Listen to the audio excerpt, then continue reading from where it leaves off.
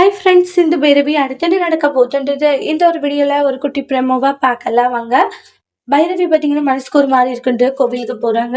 கோவிலுக்கு போய் சாமி கும்பிட்டுட்டு உக்காந்துட்டு இருக்கவும் சஞ்சய் வருவாங்க. ஹாய் சஞ்சய்ன்றாங்க. என்னங்க ஒரு சின்ன வேலை இருந்துச்சு, நீன பைரவிங்க உட்காந்துட்டு சும்மா தான்றாங்க. நடந்த விஷயம்லாம் கேள்விப்பட்டிருப்ப சஞ்சய். சொன்னேன் இல்லை என்ன ஆறுமுகம் இப்படி இருக்காரு, நம்ம 2 பேரும் நல்ல ஒரு ஃப்ரெண்ட்ஸ் தானே, ஆனால் நம்மக்கிட்டே வந்து இந்த மாதிரி தப்பாக வந்து இது பண்ணிட்டு இருக்காரு. எப்படி பைரவி இப்படி ஒருத்தர் கூட நீ வாழ்ந்துட்டு இருக்கான்றாங்க. இவ்வளோ நாளா ரொம்ப கஷ்டப்பட்டு தான் வாழ்ந்துட்டு இருந்தேன், விருப்பமே இல்லாமல் ஒரு வாழ்க்கை தான் சஞ்சய்ன்றாங்க. ஆனால் ஆறுமுகம் நாளுக்கு நாள் வந்து ரொம்ப மோசமாக பேச ஆரம்பிச்சிட்டாரு. இந்த அளவுக்கு மோசமாக இருப்பாருன்னு நான் நினச்சி கூட பார்க்கவே இல்லை சஞ்சய்ன்றாங்க. அந்த அளவுக்கு மோசமாக கேவலமாக நடந்துக்கிறாரு அவரு அப்படின்ட்டு சொல்லிட்டு இருக்காங்க. சரி விடு பார்த்துக்கலான்றாங்க. என்னவோ மனசே சரியில்லை, எல்லாத்தையும் யோசிக்க யோசிக்க கஷ்டமாலாம் இருக்கு அப்படின்ட்டு சொல்றாங்க.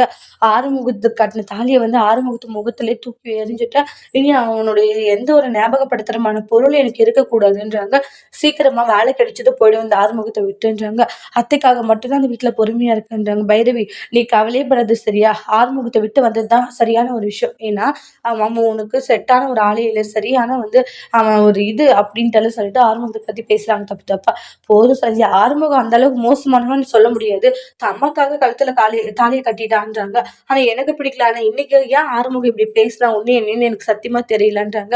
ஆனா எனக்கு ஒண்ணு தெரியும், சின்ன வயசுல இருந்து என்ன மாதிரி ஃப்ரெண்டுன்றது எனக்கு தெரியும். ஆனா எந்த அர்த்தத்துல வந்து அவன் இப்படி கேட்டான்னு தெரியல.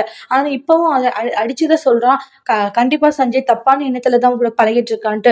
ஒருவேளை நீ அப்படி பைரவி என்ன பைரவி, ஆறுமுகம் சொல்றான்றதுக்காக என்ன சந்தேகப்பட்டுக்கிட்டு இருக்கியா? சின்ன வயசுல இருந்து எப்படிப்பட்ட ஃப்ரெண்டு இல்ல எனக்கு தெரியும் சஞ்சய்.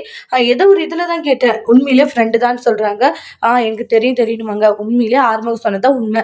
சீக்கிரமா உன்னை கல்யாணம் பண்ணிக்கிறேன்னு மனசுல நினைக்கிறாங்க சஞ்சய் வில்லத்தனமா. அதோட இந்த பிரமும் முடிச்சிருக்காங்க. தேங்க்யூ.